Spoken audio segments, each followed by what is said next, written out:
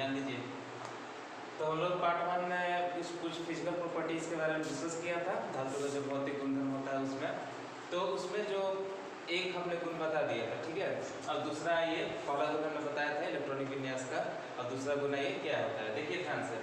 विद्युत धनात्मकता, यानी कि जो कहने का मतलब है इलेक्ट्रॉन पॉजिटिविटी जो होता है इसका एक प्रॉपर्टी होता है, यानी कि कोई भी धातु देखिएगा तो इलेक्ट्रॉन धनी होता है। इलेक्ट्रॉन धनी से मेरा तात्पर्य क्या है, तो आप लोग को एक चीज़ बताया गया था कि जैसे किसी धातु का कक्षक देखा जाए, कक्षक आइए समझने के लिए हम क्या करते हैं, मान लेते हैं कि पहले सोडियम को ले लेते हैं, ठीक है।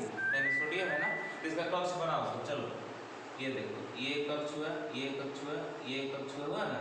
यहाँ पर क्या मानो कि ये मान लो नाभिक है, सेंटर इसका। तो चलो ये कितना कक्ष लेता है इलेक्ट्रॉन, 2 इलेक्ट्रॉन। सोडियम पास कितने इलेक्ट्रॉन होता है, 11 इलेक्ट्रॉन होता है, 11। और ये पहला कक्ष कितना ले लिया, 2 इलेक्ट्रॉन। दूसरा वाला कितना लेता है, 8, ठीक है, 8 ले लिया।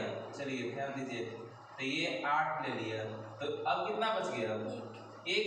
तो एक क्या करेगा, आउटर मोस्ट ऑर्बिट में डाल देगा। इसको आउटर मोस्ट या ऑर्बिट कहते हैं, यानी कि बाह्यतम कक्ष कहते हैं। तो बाह्यतम कक्ष में एक इलेक्ट्रॉन चला जाता है, अब वो इलेक्ट्रॉन लेके घूमते रहेगा, वो घूमते रहेगा उसमें। अब देखो इसको क्या करना रहेगा, अष्टक पूरा करना रहता है। अष्टक कहने का मतलब कि हमारा अंतिम कक्षा फुल हो। 8-8 का पेयर चलता है, 8-8 का इलेक्ट्रॉन बांटा जाता है, ठीक है।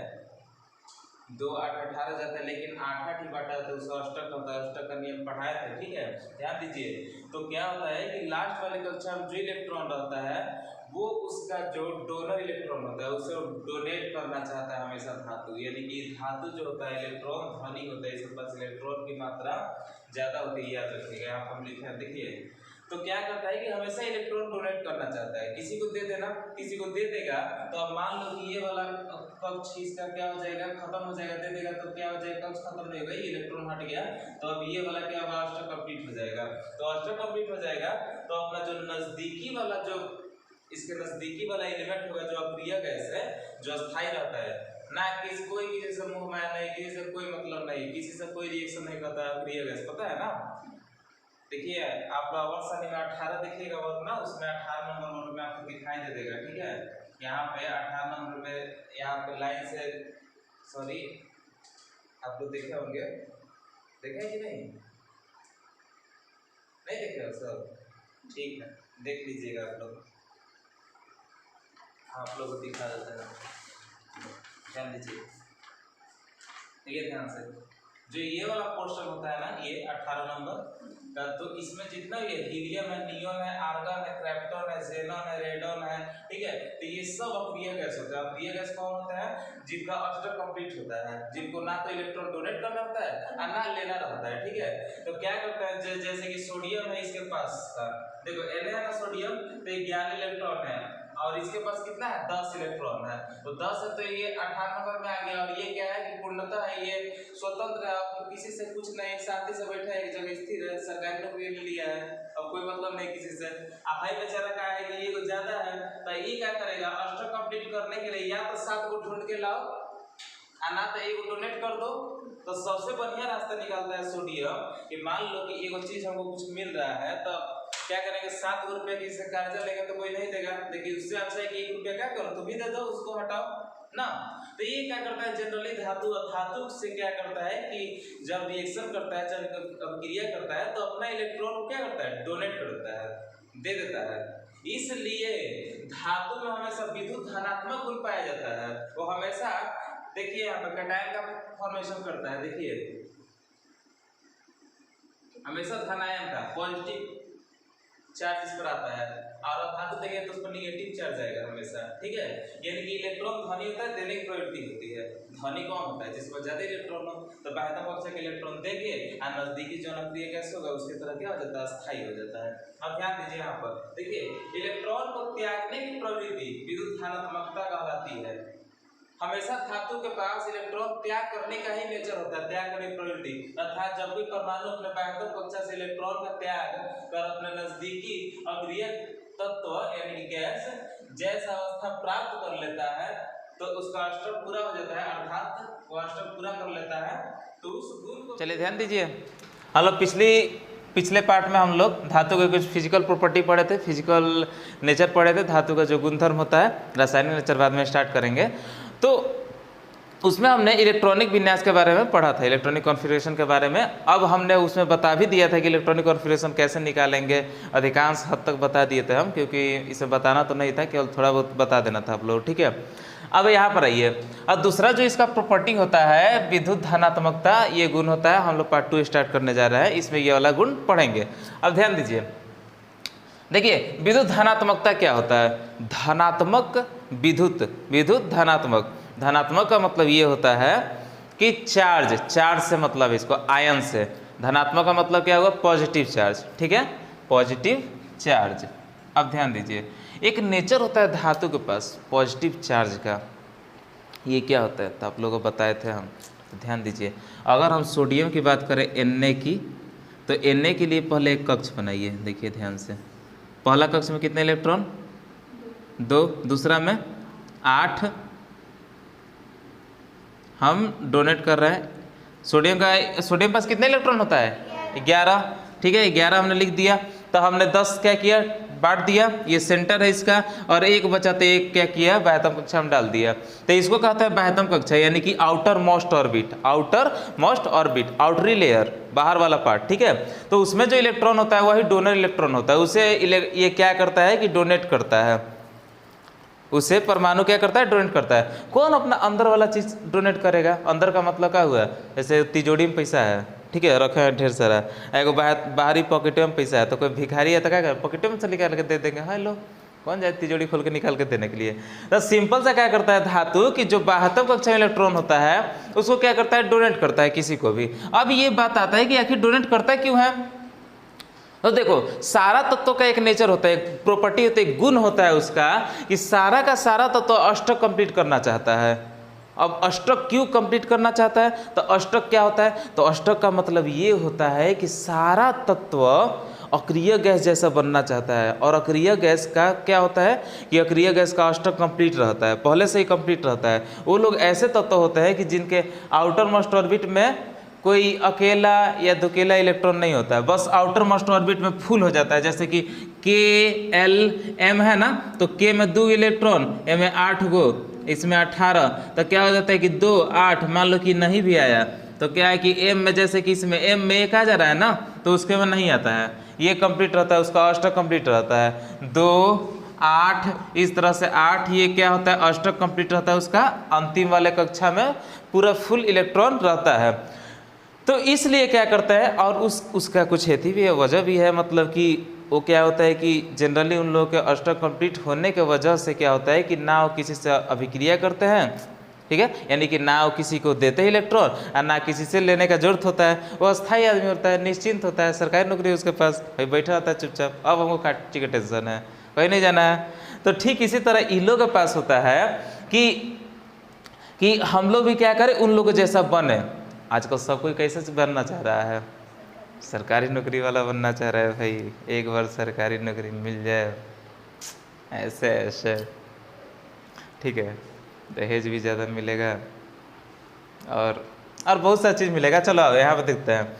तो ये जो चीज़ हुआ का सारा धातु कैसा बनना चाहता है, तो अक्रिय गैस जाता है, और धातु ही नहीं, और धातु भी उसका जैसा बनना चाहता है। लेकिन अभी केवल धातु के गुण पढ़ा रहे हैं ना, तो धातु पर ही हम लोग फोकस करेंगे।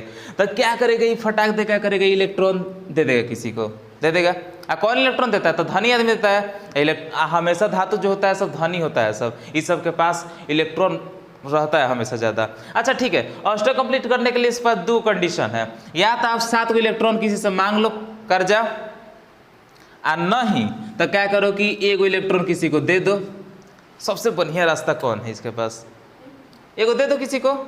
अच्छा 7 को किसी को मांगने जाएगा तो देगा कब वो इसको, 7 को मांगने में काफ़ी टाइम लग जाएगा इसको, तो काफ़ी दिक्कत होगा। तो इसलिए क्या करते हैं, 1 दे के चुपचाप आइए देखो अष्टक कंप्लीट कर लेता है।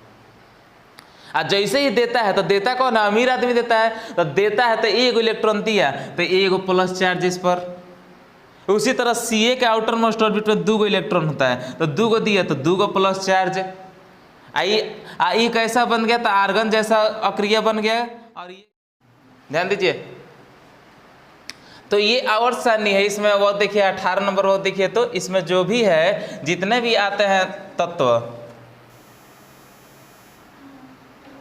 ठीक है, इसमें जितने भी तत्व आते हैं इस आवर्त सारणी में 18 नंबर वर्ग में, तो जितने नोबेल गैस होते हैं, देखिए हीलियम हो गया, नियन हो गया, आर्गन हो गया, क्रिप्टॉन हो गया, जेनन हो गया, रेडन हो गया, तो इन सभी का जो अष्टक होता है वो कंप्लीट होता है। इन लोगों का आउटर मोस्ट ऑर्बिट क्या होता है, फुल होता है इलेक्ट्रॉन से, ना किसी को इलेक्ट्रॉन देता है ना किसी से इलेक्ट्रॉन लेता है। तो इसीलिए सारा का सारा तत्व इन लोग जैसा स्थायी बनना चाहता है। आजकल सब कोई समझ रहे हो सब, ठीक है।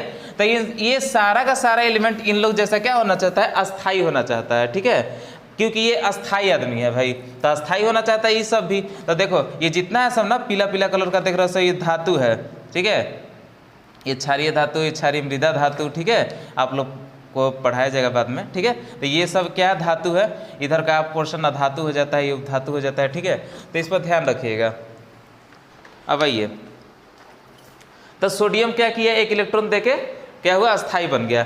अब ध्यान दीजिए यहाँ पर इलेक्ट्रॉन को त्यागने की प्रवृत्ति विद्युत धनात्मकता कहलाती है, ठीक है। जब कोई परमाणु अपने बाह्यतम कक्षा से इलेक्ट्रॉन का त्याग करके अपने नजदीकी तत्व यानी कि अक्रिय गैस जैसा अवस्था प्राप्त कर लेता है, जैसा अर्थात अपना अष्टक कंप्लीट कर लेता है, ठीक है, जो समझे हैं वही लिख दिए हैं, अवस्था प्राप्त कर लेता है, अष्टक कंप्लीट कर लेता है। अष्टक का मतलब बताएं क्या होता है, ठीक है, और अक्रिय गैस का मतलब ही बताएं क्या होता है, अक्रिय गैस कौन होता है, वर्ग 18 वाला, ठीक। तो अष्टक कंप्लीट कर लेता है, तो इसी गुण को, किसी गुण को, इसी गुण को, किसी गुण को, इलेक्ट्रॉन डोनेट करने वाला गुण को, कौन सा गुण, इलेक्ट्रॉन दान करने वाला गुण। जैसे हम अमीर आदमी, तुम लोग गरीब हो, हम दान कर रहे हैं तुम लोग को, अमीरी वाला काम कर रहे हैं भाई, ठीक है, तो हम धातु हुए, और लेने वाला भिखारी कौन हुआ, तुम लोग, तो अधातु हो गए, सिंपल है। चलो तो यहाँ पर आओ सब, तथा प्रत्येक धातुओं में यह गुण मौजूद होता है। सारा का सारा धातु अमीर होता है, सब देता है, दे दो। अब देखो, अतः धातु इलेक्ट्रॉन धनी होते हैं, देखा, धनी होता है, इलेक्ट्रॉन से धनी होता है, इसके पास इलेक्ट्रॉन होता है, ये डोनेट कर देता है जब मन तब। कोई भिखारी है, ये लोग दान करो गरीबों में, तकसीम कर देता है, ठीक है। चलिए तो यहाँ देखो सोडियम जैसा दान कर रहा है इलेक्ट्रॉन का, 2 8 1 लास्ट वाला एक इलेक्ट्रॉन था, दान मार दिया। अब हई अष्टक कंप्लीट होने का मतलब 2000 है, तुराएगा थोड़ी, तुराए कोई 1 रुपया देता है हमें से, नहीं देगा, तो बाहर जो पैसा था उसको क्या किया, दे दिया, ठीक है।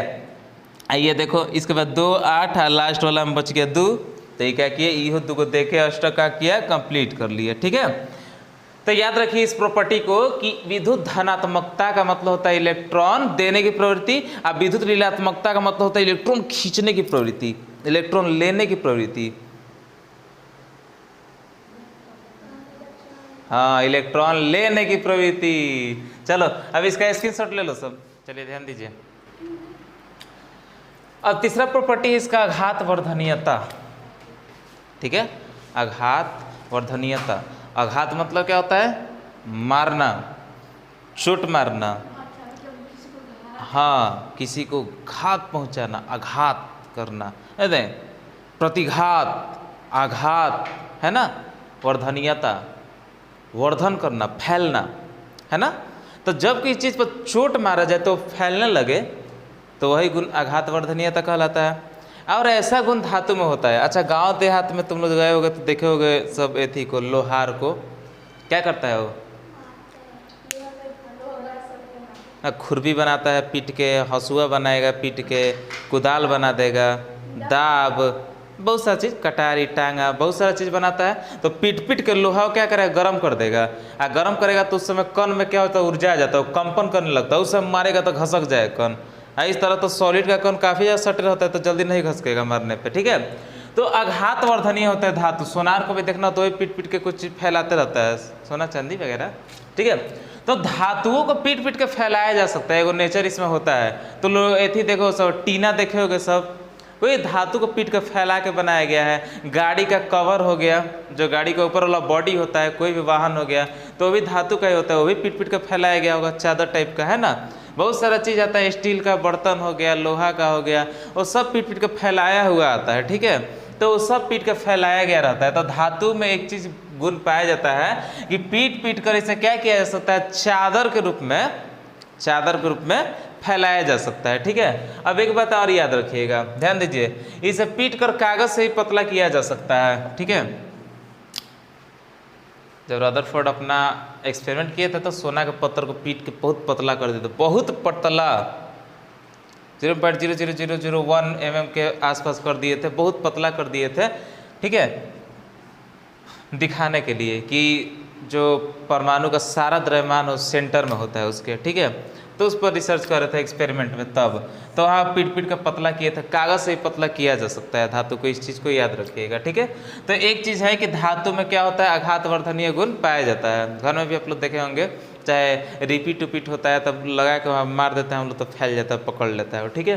अब देखिए ध्यान से, इसका चौथा गुण होता है तन्यता, डक्टाइल नेचर, ठीक है, लमड़ने का नेचर। तार देखें हैं घर में, तो धातु का ही बना है। तार जनरली मिश्र धातु रहता है, मतलब बहुत सारा चीज़ मिला के बनता है, थोड़ा थोड़ा तांबा हो गया, अलग अलग चीज़ें मिला के उसे मिक्स करके बनाया जाता है, ठीक है। तो क्या होता है कि इसमें तन्यता गुण, तनाने वाला नेचर होता है। रबड़ देखें, रबड़ कैसे तनाता है, ठीक है। तो ये मतलब फिक्स हो जाता है तनाने वाला, रबड़ तो फिर से दूसरे शेप में आ जाता है ना, लेकिन वो फिक्स रहता है और तना के लंबा हो सकता है, ठीक है, तो ताना जा सकता है उसे, ठीक है। तो जैसे कि आप लोग जानते हैं कि धातु क्या होता है, तन्य होता है, अर्थात इन्हें खींच कर तार बनाया जा सकता है। तार जितना भी आता है खींच के देखे उसे तार बनाया गया, रॉड हो, ये सब बनाया हुआ रहता है धातु से ही, यानी कि तन्यता गुण भी इसमें मौजूद होता है। याद रखिएगा कि ये भी चीज़ देखा गया है कि 1 ग्राम गोल्ड को अगर खींचा जाए तो 2 किलोमीटर लंबा तार बनाया जा सकता है खींचकर, केवल 1 ग्राम गोल्ड से, सोना से। याद रखिए, सोना जो देखते हैं ओरिजिनल सोना में मिक्स रहता है, तो इसलिए वो हार्ड होता है, इसलिए वो तनी गहना गुड़िया के रूप में आप लोगों का जो भी है बन जाता है, ठीक है। लेकिन अगर ओरिजिनल सोना देखिएगा ना तो उतना हार्ड नहीं होता है, नॉर्मल होता है बिल्कुल, ठीक है, लूज होता है, ठीक है। और 100 ग्राम सिल्वर से 200 मीटर लंबा तार क्या किया जाता है, खींच के बनाया जा सकता है। तो ये दो गुण इसमें पाया जाता है, आघातवर्धनीय जो कि आप समझे, पीट पीट के फैलाने वाला, चादर जैसा फैल सकता है, और दूसरा गुण होता है तन्यता, जो कि तार जैसा लमड़ भी सकता है धातु, ठीक है। तो ये 2 गुण इसमें प्रॉपर्टी होता है, इसको दोनों को देख लीजिए आप लोग।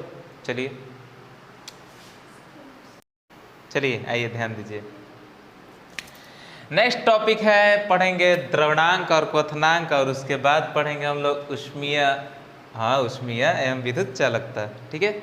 अब आइए सबसे पहले जानते हैं कि द्रवणांक और क्वथनांक आपका क्या होता है। देखिए, जैसे कि हर चीज़ का एक बर्दाश्त करने का कैपेसिटी होता है।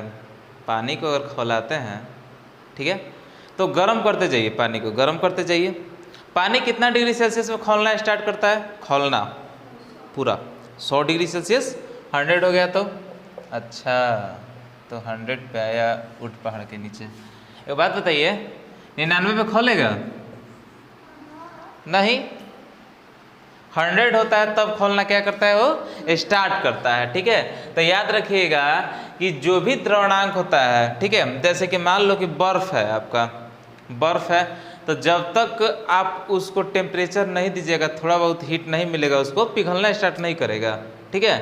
तो एक ऐसा पॉइंट आता है पानी के लिए कि वो पानी क्या होता है कि उस पॉइंट पे, यानी कि उतना ताप पे होता ना 0 डिग्री सेल्सियस, -1, -2, -3, तो 0 डिग्री सेल्सियस जैसे हुआ तो पानी बर्फ में जमना स्टार्ट कर दिया, है ना। अब क्या हुआ कि मान लो कि अब 0 से करने लगे, 1, 2, 3, 4 आगे बढ़ने लगे, थोड़ा टेम्परेचर उसको देने लगे, तो अब पिघलना स्टार्ट कर दिया। तो ऐसा एक निश्चित बिंदु जिस पर क्या हो कि बर्फ में बन जाए, या फिर ऐसा एक निश्चित बिंदु कि वो पिघलना स्टार्ट कर दे उससे। अच्छा, लोहा को गर्म किए, पिघलना प्रारंभ कर देता है कि नहीं, तो उसका एक बिंदु होता है निश्चित कि कितना डिग्री सेल्सियस लोहा को हम टेम्परेचर देंगे तो क्या होगा, पिघलना स्टार्ट कर देगा, है ना। हर चीज़ का एक नियत पॉइंट होता है, याद रखिएगा। तो देखिए, धातुओं का द्रवणांक और क्वथनांक काफ़ी उच्च होता है। क्या लोहा मामूली टेम्परेचर पर पिघलेगा, नहीं पिघलेगा, ठीक है। और भी आप ले लीजिए, जिंक ले लीजिए, एल्युमिनियम ले लीजिए, सोना हो गया, चांदी हो गया, पिघलता है लेकिन काफ़ी ज़्यादा उसको टेम्परेचर चाहिए। अच्छा, वेल्डिंग जहाँ पे होता है वहाँ पे देखे हो सब, एक आग बिकता है, वो क्या करता है, लोहा को गला देता है, और काफ़ी ज़्यादा टेम्परेचर रहता है उसमें, काफ़ी हाई टेम्परेचर रहता है। तो हाई टेम्परेचर तब ना वो क्या किया कि लोहा को गलाया। तो याद रखिए कि कभी भी धातु, अच्छा आप लोग बर्तन बनते हुए लोहा का देखे होंगे, लोहा का बर्तन नहीं देखा हो सब, बहुत सारा चीज़ बनता है भाई, एल्युमिनियम का देखे होगे सब, ठीक है, बहुत सारा चीज़ देखे हो सब। तो क्या होता है कि उन सबको कैसे, क्या ज़मीन के अंदर से ही वैसे निकल गया? ज़मीन के अंदर से ही वैसे थोड़ी निकला। अब ज़मीन के अंदर से धातु था, किसी भी रूप में निकला, उसे क्या किया, निकाला गया, उसे संक्षारित किया गया, क्या किया है, उसे साफ सुथरा किया गया, उसके बाद क्या किया गया कि उसे लेकर ढाला गया किसी रूप में, किसी रेलवे का पटरी बना दिया गया, तो किसी के लिए ब्रेसलेट बना दिया गया, तो किसी के लिए कुछ बना दिया गया, तो किसी के लिए कुछ बना दिया गया, है ना। तो हर इंसान के लिए अलग अलग चीज़ बना दिया गया, हर वस्तु के हिसाब से अलग अलग उसके रूप में ढाल दिया गया। पहले ही बताया था आघातवर्धनीय होता है, फैल जाता है ना। यहाँ पे क्या किया है, गला दिया गया। और देखिए द्रवनांक पहले क्या होता है समझिए, किसी भी धातु का एक निश्चित बिंदु, वह निश्चित बिंदु, किसी भी तत्व का, पहले द्रव्यनांक समझिए, किसी भी पदार्थ का वह निश्चित बिंदु, वह निश्चित ताप, ठीक है, ताप का एक वह निश्चित बिंदु जिस ताप पर वह द्रव के रूप में बदलना प्रारंभ कर दे, जिस ताप पर वह द्रव के रूप में बदलना प्रारंभ कर दे, उसी ताप को द्रव्यनांक कहते हैं। उसी ताप को क्या कहेंगे, द्रव्यनांक कहेंगे। और क्वथनांक क्या होता है, तो वह टेम्परेचर, वह ज़्यादा से ज़्यादा टेम्परेचर जिस ताप पर वह खौलना प्रारंभ कर दे, 99 तक दिए, बर्दाश्त कर लिया, जैसे 100 हुआ क्या किया, खौलना स्टार्ट कर दिया, तो वह टेम्परेचर अधिकांश ज़्यादा से ज़्यादा जिस टेम्परेचर वो खौलना प्रारंभ कर दे, उसको क्या कहते हैं, क्वथनांक कहते हैं उसका, कि नहीं क्वथनांक होने लगा इसका। जैसा मान लो तुम लोग में से क्या किया जाए कि हाँ इसको मान लेते हैं, चलो चलो इसको मान लिए कि इसको कितना बर्दाश्त करने का क्षमता है भाई, तो इसको 99 थप्पड़ मारे, बर्दाश्त कर ली। अब मान लो कि बर्दाश्त कर रही, उससे बर्दाश्त कर रही, इसको कोई 100 थप्पड़ मारा, तो अब बर्दाश्त के ऊपर, नाक के ऊपर से जा रहा है पानी, अब क्या करेगी कि काली चंडी का रूप ले लेगी ना, बिना मर्डर किए नहीं छोड़ेंगे ना। तो एक बहुत आदमी का बर्दाश्त करने का एक क्षमता होता है, ठीक है। उसी तरह हर धातु का बर्दाश्त, चलिए तो ध्यान दीजिए कि यानी कि हर धातु का क्या होता है, द्रव्यनांक का क्वथनांक होता है, जो कि काफ़ी उच्च होता है, काफ़ी टेम्परेचर देना पड़ता है। हाँ लेकिन याद रखिए सारे धातु का ना तो आघातवर्धनीयता सेम होता है, ना तन्यता सेम होता है, ना ही क्वथनांक द्रव्यनांक सेम होता है, सबका अलग अलग होता है, ठीक है, याद रखिएगा। और ना ही सबका अच्छा लगता है एक समान होता है, ठीक है, ये सब समझाएंगे, ध्यान से देखिए। यहाँ पर देखिए पहले द्रव्यनांक, तो द्रव्यनांक आप लोगों ने समझा कि वह नियत बिंदु जिस पर क्या हो जाए, खोलने थी द्रव में बदलना प्रारंभ कर दे। द्रव में बदलना अलग बात है और खोलना अलग बात होता है, याद रखिएगा। कोई भी चीज़ पहले द्रव में बदलेगा और ज़्यादा हीट कर दे तो अब वो खोलना स्टार्ट कर दे। बर्फ़े को मान लो, बर्फ़ को क्या कर, थोड़ा सा धूप में रखे, क्या किया, अच्छा थोड़ा सा गर्मी में रखे, क्या किया, पिघलना स्टार्ट कर दिया।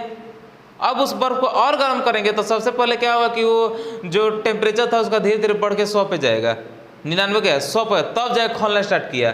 तो कहीं ना कहीं सबसे ज़्यादा टेम्परेचर किस में देना पड़ता है, क्वथनांक कराने में कि द्रव्यनांक कराने में, क्वथनांक कराने में। तो याद रखिएगा कि द्रव्यनांक तो तनिक कम टेम्परेचर पर चल जाएगा, लेकिन क्वथनांक किसी भी धातु का हाई होता है, ठीक है, खौलाना है उसमें, उसको खौला देना है, खून खौल जाता है जैसे, उसी तरह खौला देना है इसे। तो ध्यान दीजिए जैसे कि लोहा, अगर लोहा का द्रव्यनांक देखा जाए तो कितना है, 1535 डिग्री सेल्सियस, काफ़ी होता है, 1535 डिग्री सेल्सियस काफ़ी होता है, ठीक है, कम नहीं होता है। गर्मी में हम लोग 30 गया, 35 गया, 40 गया, हम लोग क्या करते हैं, पसीना होने लगता है, बहुत ज़्यादा धूप है, ठीक है, इतना टेम्परेचर 100 डिग्री सेल्सियस पानी खौलने लगता है। ये 1535 डिग्री सेल्सियस लोहा को अगर तुम्हें पिघलाना है केवल तब की बात कर रहे हैं, और उसे खौला देना है, भड़का देना है उसे, तो पूरा भड़का देना है तो 2700 डिग्री सेल्सियस चाहिए। देखो बोले थे ना कि द्रव्यनांक हमेशा क्वथनांक की अपेक्षा क्या होता है, कम होता है इसका वैल्यू, और क्वथनांक का क्या होता है, ज़्यादा होता है। ठीक उसी तरह अगर जिंक का ले लें तो जिंक का 1419 डिग्री सेल्सियस चाहिए, क्या चीज़ के लिए, हाँ, क्वथनांक के लिए कितना चाहिए? 2750 नहीं चाहिए, 2750 इसका नहीं चाहिए, इसका कुछ होता है 907 होता है, 907 होता है, ठीक है। इसके लिए कितना चाहिए? जिंक के लिए 907 चाहिए, ठीक है। तो ये याद रखिएगा। चलिए, तो अब ध्यान दीजिए यहाँ पर, देखिए, हाँ लेकिन देखिए धातु का आप लोग समझ गए कि धातु का द्रव्यमानांक क्वथनांक क्या होता है? हाई होता है, काफ़ी ज़्यादा, ठीक है। ये नेचर है धातु का। हाँ, इसका मतलब इट मीन्स कि अधातु का कम होता है, अधातु का नहीं होता है उतना ज़्यादा, ठीक है। हाँ, लेकिन अपवाद में देखिए सोडियम और पोटेशियम क्या है? धातु है। क्या है? धातु है। लेकिन अपवाद में है, इट मीन्स कि इसके लिए टेम्परेचर बहुत कम होता है। ये बहुत तनीय सतह पर क्या होता है? खौलने लगता है, द्रव में बदल जाता है, ठीक है। इस पोटेशियम और सोडियम, ये याद रखिएगा, ठीक है। अब आइए उष्मीय और विद्युत चालकता पे कि ये क्या होता है। देखिए, सभी धातुएं उष्मा एवं विद्युत का सुचालक होती है, अर्थात इनमें उष्मा और विद्युत का धारा को अच्छे से पास किया जा सकता है, ठीक है। क्यों पास करती हैं ये धारा को? क्यों विद्युत का सुचालक होती है? क्योंकि इसमें मुक्त इलेक्ट्रॉन्स पाए जाते हैं। हाँ, तो में आयंस भी होते हैं, मुक्त इलेक्ट्रॉन भी पाए जाते हैं, ठीक है। जिस कारण क्या होता है कि फ्री इलेक्ट्रॉन होता है, फ्री इलेक्ट्रॉन। अब वो इलेक्ट्रॉन चार्ज लिया और क्या कर रहा है? उसमें घूम रहा है, उसको पास करते हुए घूम रहा है, जल्दी जल्दी पहुंचा देता है, ठीक है। तो जिसमें ज़्यादा इलेक्ट्रॉन जिसमें ज़्यादा होगा उसमें उतना ही ज़्यादा क्या होगा? विद्युत का प्रवाह होगा। हाँ, एक चीज़ और डिपेंड करता है कि उस धातु का प्रतिरोध क्या है। प्रतिरोध क्या होता है? तो जैसे कि मान लो कि तार है, बबुआ देखो ध्यान से, देखो सब ध्यान से, तो ये तार में देखो तो कौन है? छोटा छोटा, ये इलेक्ट्रॉन है। इसको मान लो क्या है कि इलेक्ट्रॉन है, ध्यान से समझना सब। देखो ये मान लो कि ये इलेक्ट्रॉन है छोटा छोटा तार में। अब क्या किया कि यहाँ से धारा दिए, तो ये धारा लिया और सब धारा को मिला, सबको धारा मिला और सब भाग रहा है तेजी से इधर। क्या कर रहा है? भाग रहा है। मान लो कि रास्ते में कुछ रुकावट है, यहाँ पर कुछ है रुकावट, यहाँ पर कुछ है, मतलब कि प्योर नहीं है वो सब्सटेंस, इम्प्योर है और धातु है, लेकिन इम्प्योर है, इम्प्योरिटीज है कुछ, तो जाके यहाँ टकराएगा, फिर इधर होगा, फिर यहाँ टकराएगा, इधर होगा, इधर, तो थोड़ा इसको टाइम लग जाएगा पहुँचने में अंतिम तक। तो वह रुकावट, रास्ते में का वह रुकावट जो धारा प्रवाह को रोकता है, धारा के प्रवाह को, यानी कि इलेक्ट्रॉन की गति को क्या करता है? रोकता है, धारा प्रवाह को रोकता है, उसे क्या कहते हैं? प्रतिरोध कहते हैं। तो हर तार का कुछ प्रतिरोध होता है, अलग अलग प्रतिरोध होता है, लेकिन सबसे कम प्रतिरोध देखा जाए तो सबसे अच्छा चालक माना जाता है सिल्वर को, सबसे कम प्रतिरोध। इससे प्रतिरोध नहीं होता। अगर कोई चालक होता है तो आपका कौन सा है? चांदी है, क्योंकि ये शुद्ध भी होता है, इसमें इसका प्रतिरोध बहुत कम होता है, ठीक है। चलिए ध्यान दीजिए, तो सबसे अच्छा चालक हो जाएगा सिल्वर आपका, क्योंकि इसमें प्रतिरोध बहुत कम होता है और इलेक्ट्रॉन्स क्या होता है? फ्री होता है, तुरंत चार्ज को लेकर ट्रैवल करेगा तेजी से, कोई रुकावट रास्ता में नहीं मिलता है, ठीक है। आप लोग प्रतिरोध पढ़िएगा, प्रतिरोध ये होता है, ऐसे होता है प्रतिरोध का संकेत, ठीक है, रुकावट होता है, ठीक है। अब देखिए, सबसे कम चालक होता है सीसा, लेड, पीबी शॉर्ट में कहते हैं, इसे याद रखिएगा, पीबी, ठीक है, लेड होता है, ठीक है। इसमें मतलब बहुत कम विद्युत का सुचालक होता है, ये चीज़ याद रखिएगा, ठीक है। तो देखिए, आप लोग को एक चीज़ समझ आया कि ऊष्मा और चालकता, विद्युत का चालकता, ये दोनों अलग अलग चीज़ है। देखो, ऊष्मा अगर हीट करते हैं, मान लो कि ये थोड़ा देर के लिए, मान लो कि ये मेरा कोई रॉड है धातु का, अगर हम इधर से हीट किए, ये लाल हो गया, तो क्या ये वाला सिरा भी लाल हो जाता है? नहीं, क्योंकि ये जितना ज़्यादा इसको हीट दिया गया, यहाँ पर जो भी कण थे ये सारे कंपन करने लगे, अब पूरा कंपन कर रहे तेजी से, क्योंकि ज़्यादा ऊर्जा मिल गया इनको। अब ये ऊर्जा ट्रांसफ़र करता है धीरे धीरे, इसमें ट्रांसफ़र कर दिया, वो उसमें किया, वो थोड़ा सा उसमें किया, थोड़ा थोड़ा करते करते वहाँ तक पहुँचेगा हीट, लेकिन थोड़ा बहुत हीट पहुँचता है। हाँ, लेकिन धारा में कुछ अलग होता है। धारा में क्या होता है कि इलेक्ट्रॉन लिया, इलेक्ट्रॉन डायरेक्ट ट्रैवल करने लगता है, इसलिए शुरू में भी जितना मारेगा उतना ही उधरों मारेगा। इधर बिजली का तार सटाना, इधर जीभ लगा के देखना, अपना पता चल जाएगा, ठीक है, ठीक है। तो क्या होता है कि इस तरह से क्या होता है कि इसमें धारा प्रवाह होता है फ्री इलेक्ट्रॉन की वजह से, ठीक है। और ऊष्मा का भी प्रवाह होता है, उसमें जो कण होता है, पार्टिकल्स होते हैं, उनकी वजह से। ध्यान दीजिए, तो इसलिए धातु में ऊष्मा और किसका? विद्युत का प्रवाह होता है, लेकिन अधातु में होता है क्या? लकड़ी को देखे, एक सिरा क्या करोगे, गर्म कर दो इधर का, ना, ऐसा कुछ नहीं होता है। अधातु हो गया, अधातु में बहुत सारा चीज़ ले लो तुम लोग, कार्बन ले लो, कोयला ले लो, ठीक है, बहुत सारा चीज़ मिल जाएगा आपको अधातु में, ठीक है। तो अधातु में ले लीजिए, प्लास्टिक ले लीजिए, इसीलिए कहते हैं अधातु है, चप्पल अधातु है। कुचालक कहते हैं, जिसे चावल पहन के आप लोग बिजली का काम कीजिए कहा जाता है, ठीक है। प्लास्टिक का कोई भी चीज़ है। टेस्टर जो होता है, टेस्टर से ऊपर वाला जो नुकीला निकला तो धातु रहता है, बाकी कवरेज रहता है अधातु से, ताकि नहीं मारे। तो अधातु कुचालक होता है, उसे बिजली पास नहीं करती, क्यों? क्योंकि उससे फ्री इलेक्ट्रॉन नहीं होता है, ठीक है। चलिए, तो इसलिए याद रखिएगा। हाँ, एक चीज़ अपवाद में याद रखिएगा, अपवाद विद्युत, देखिए ग्रेफाइट विद्युत का सुचालक होता है। ग्रेफाइट जो होता है ना, विद्युत का सुचालक होता है, परंतु यह एक अधातु है। आप लोग कहिए कि अधातु विद्युत का सुचालक नहीं होता है, अधातु ही केवल होता है। लेकिन एगो ऐसा अधातु है जो विद्युत का सुचालक होता है, जिसका नाम क्या है? ग्रेफाइट है। ग्रेफाइट कहाँ देख सकते हैं आप लोग? पेंसिल देखे हो सब? पेंसिल चलाते हो, अब पेंसिल के अंदर जो होता है जिसे लिखते हो वो ग्रेफाइट का बना होता है। कभी सटा के देखना सब। पेंसिल के यदि सिरा से क्या करना है कि बिजली का एगो तार जोड़ देना है, वो डायरेक्ट जोड़ देना, प्लस में इसको माइनस बना देखना कि वो बल्ब जला सकता है, ठीक है, क्योंकि विद्युत का चालन करता है वो, ठीक है। तो चलिए, ये चीज़ था आपका, ये हो गया द्रव्यनांक हो गया, उसमें विद्युत चालकता हो गया, ठीक है। इसको देख लीजिए आप लोग।